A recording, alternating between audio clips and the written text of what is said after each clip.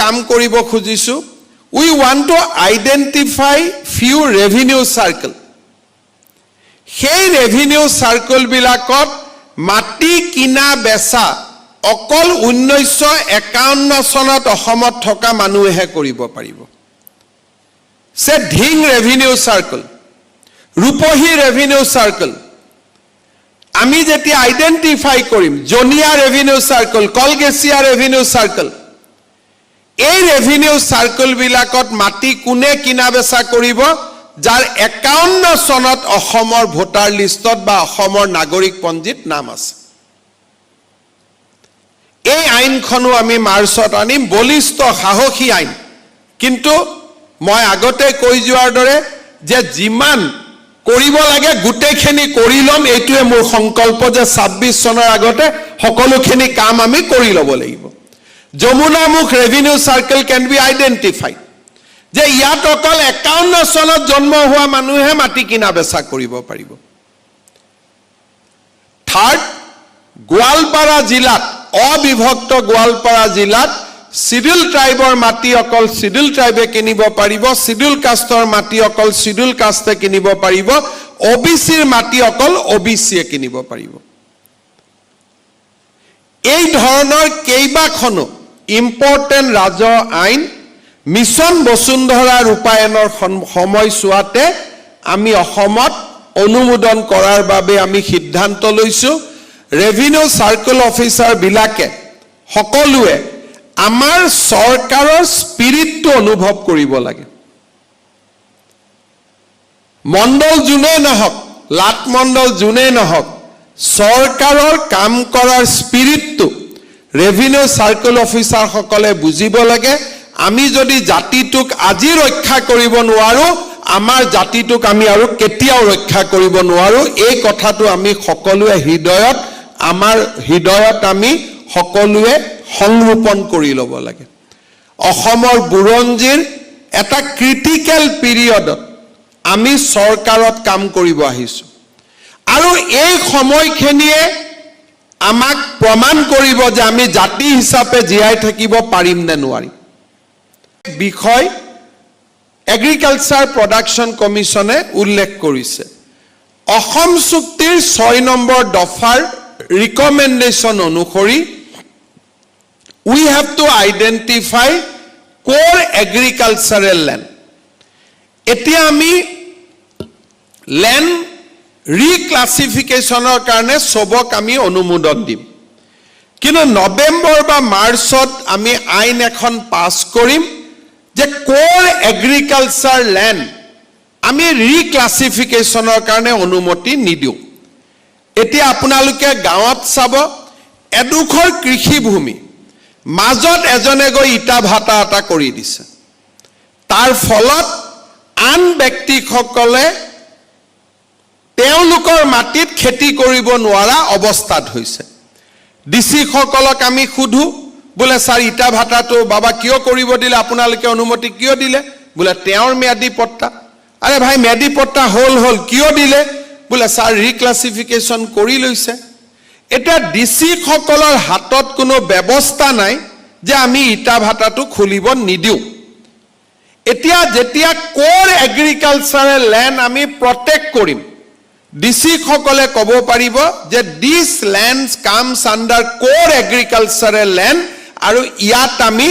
land ৰিক্লাসিফিকেশনৰ অনুমতি নিদিও ফলত গাঁৱৰ খেতি পথাৰৰ মাজত যিবিলাক ইটাৰ ভাটা হৈছে আন বিভিন্ন ধৰণৰ ব্যৱস্থা হৈছে এগ্ৰিকালচাৰেল ল্যান্ড ক্ষয় ক্ষতি হৈছে তাক আমি ৰোধ কৰিব পাৰিম আমি যেটো এগ্ৰি ষ্টেক সাৰ্ভে কৰি আছো বৰ্তমান মই জিলা উপায়ুক্ত সকলক সুন্দৰভাৱে এই ক্ষেত্ৰত কাম কৰিবলৈ অনুৰোধ কৰিছো because agri stack survey will identify core agricultural land সেই কাৰণে এই বিষয়টো অতি ইম্পৰ্টেন্ট যে এগ্ৰি ষ্টেক সাৰ্ভে আমি যাতে কৰিব পাৰো কানলে কোৰ্টেও আমাক ক'ব যে ইয়াতটো ইটাৰ ভাটা আছে ইয়াতটো ইন্ডাষ্ট্ৰি আছে ল্যান্ডটো কেনেকে আপোনালোকে কোৰ এগ্ৰিকালচাৰ কৰিলে this agri stack survey will reveal যে নহয় তাত অকল খেতি আছে ইয়াৰ ফলত আমি কৃষি ভূমিক ডিগ্ৰেডেশ্যনৰ পৰা আমি ৰক্ষা কৰিব পাৰিম আৰু ইও আমি চেপ্টাৰ 13 বা 14 হিচাপে অসম লেণ্ড ৰেভিনিউ ৰেগুলেশ্যনত আহিব যে এগ্ৰিকালচাৰ আমি অসম ৰাজহ আইনৰ চেপ্টাৰ 12 আমি সংলগ্ন কৰিলোঁ চেপ্টাৰ 12 মানে কি যে ৰাজ্য চৰকাৰে যেতিয়া এটা মন্দিৰ নামঘৰ সাংস্কৃতিক প্ৰতীকক যেতিয়া আমি আইকনিক ষ্ট্ৰাকচাৰ বুলি ডিক্লেয়াৰ কৰিম তেতিয়া সেই আইকনিক ষ্ট্ৰাকচাৰটোৰ ভিতৰত অকল 1951 চনত অসমত থকা মানুহে মাটি কিনা বেচা কৰিব পাৰিব আৰু 1951 চন মানে গুৱাহাটীৰ 1951 চন হলে নহব সেই অঞ্চলটোৰ 5 কিলোমিটাৰ ব্যাসাৰ্ধৰ 1951 চন হ'ব লাগিব অৰ্থাৎ বৰপেটা বৰদোৱাত 5 কিলোমিটাৰৰ ভিতৰত মাটিৰ লেনদেন 1951 চনত অসমত থকা আৰু এক ষ্টেপ ওপৰত গৈ সেই 5 কিলোমিটাৰ ব্যাসাৰ্ধৰ ভিতৰত থকা মানুহে সেই মাটি ক্ৰয় আৰু বিক্ৰয় কৰিব পাৰিব বৰ্তমানে যোনে মাটি ভোগ কৰি আছে তেওঁলোকক আমি এভিকশনৰ ব্যৱস্থা ৰখা নাই কিন্তু সেকেন্ড ল্যান্ড সেল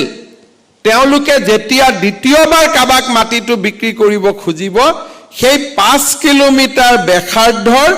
51 চনত অসমত থকা মানুহ এজনকহে কৰিব পাৰিব অৰ্থাৎ হয় মাটি তেওঁলোকে নিজৰ লগত ৰাখিব লাগিব নহলে খিলঞ্জিয়া মানুহ এজনক সেই মাটি তেওঁলোকে দিব লাগিব আমি বৰ্তমান বৰপেটা মাজুলী আৰু বটদ্ৰবাক এই কামৰ বাবে এই মহান কামৰ বাবে নিৰ্বাচিত কৰিছো কিন্তু চৰকাৰে অচিৰেই জিলা উপায়ুক্তসকলক আয়ুক্তসকলক লিখিব যে আপোনালোকৰ জিলাত এনেকুৱা কিবা আইকনিক ষ্ট্ৰাকচাৰ আছে নেকি যাক আমি চেপ্টাৰ 12ত ইনক্লুড কৰিব বিচাৰিছো মই ভাবো যে 250 বছৰৰ পুৰণা নামঘৰ মন্দিৰ চাৰ্চ মছজিদ যিয়ে নাথাকক কিয় এই অঞ্চলৰ 5 কিলোমিটাৰ ব্যাসাৰ্ধক আমি সংৰক্ষণ কৰিব পাৰিলে মানুহৰ মাজত থকা ক্ষোভ বহু পৰিমাণে কমি যাব যোৱা কেইদিনমান আগতে ইয়াৰ পিছত আজি হাতত লোৱা আন এটা ব্যৱস্থা হ'ল যে আমি ই চিঠা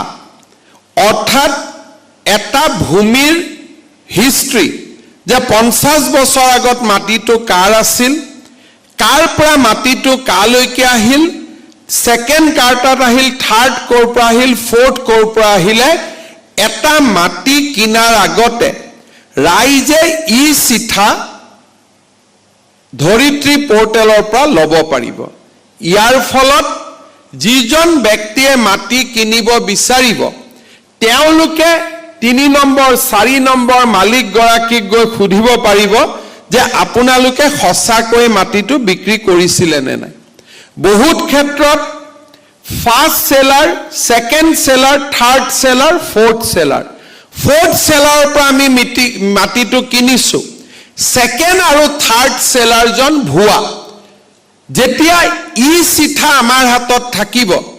তেতিয়া প্ৰথম সেলাৰজনক আমি খুধিব পাৰিম যে আপুনি সেকেন্ড সেলাৰজনক মাটিটো বিক্ৰী কৰিছে নেকি তেওঁ যদি কয় মইতো কাকো মাটি বিক্ৰী কৰা নাই এই মাটিটো মোৰে মাটি আজিও তেতিয়া লাহেকৈ আমি তৃতীয় চতুৰ্থ 4 নম্বৰলৈকে কেনেকে মাটি কিনা বেচা হ'ল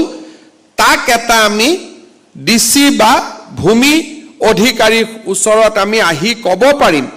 আৰু আমাৰ যিটো ল্যান্ড ৰেকৰ্ড ম্যানিপুলেশন হয় ম্যানুৱেল সিস্টেমৰ কাৰণে এই গোটেই ব্যৱস্থাটো ই চিঠাৰ জৰিয়তে আমি ইয়াক ৰোধ কৰিবলৈ সক্ষম হ'ম বিকজ যিকোনো কৰ্পোৰেটে মাটি কিনাৰ আগতে তেওঁলোকে ল্যান্ড মাটি টুকুৰাৰ হিষ্ট্ৰী চাই কিন্তু সাধাৰণ মানুহে মাটি কিনাৰ আগতে বৰ্তমান মাটিটো কাৰ হাতত আছে তাকে চাই মাটিটো লেনদেন কৰে কিন্তু 3-4টা জেনেৰেশ্যনৰ পৰা যদি আমি মাটিটো নাচাওঁ তেতিয়ালে চেইন ইজ নট এষ্টাব্লিছ আৰু চেইনটো এষ্টাব্লিছ নোহোৱালৈকে মাটিটো কিনিলেও কবাত আমাৰ ভয় থাকি যায় যে আমি ঠিক মালিকৰ পৰা মাটিটো কিনিছো নে নাই তৃতীয়তে আমি চৰকাৰী কাৰ্যালয়ৰ বোজা আমি কমাব খুজিছো বহুত সময়ত সাৰ্কেল অফিচাৰৰ তাত মানুহে যায় যে মাটিটো জোনেল ভ্যালু কিমান কিয় বলে আমি মাটিটো কিনিব লাগে সাৰ্কেল অফিচাৰে মণ্ডলক লিখে লাট মণ্ডলক লিখে যে জোনেল ভ্যালুটো জনাব লাগে 15 দিন এই প্ৰক্ৰিয়াটোত আমি ব্যস্ত থাকিব লাগে আজি আমি ইয়াত ব্যৱস্থা কৰিছো ধৰিত্ৰী পোৰ্টেলত যে ল্যান্ড ভ্যালুৱেশ্যন এতিয়া অফিচাৰে দিব নালাগে মণ্ডলে দিব নালাগে লাট মণ্ডলে দিব নালাগে পোৰ্টেলৰ জৰিয়তে জোনেল ভ্যালু যেহেতু আমি অলৰেডি নটিফাই কৰিছো পোৰ্টেলৰ জৰিয়তে আমি জোনেল ভ্যালুৱেশ্যনটো ঘৰতে বহি আমি সংগ্ৰহ কৰি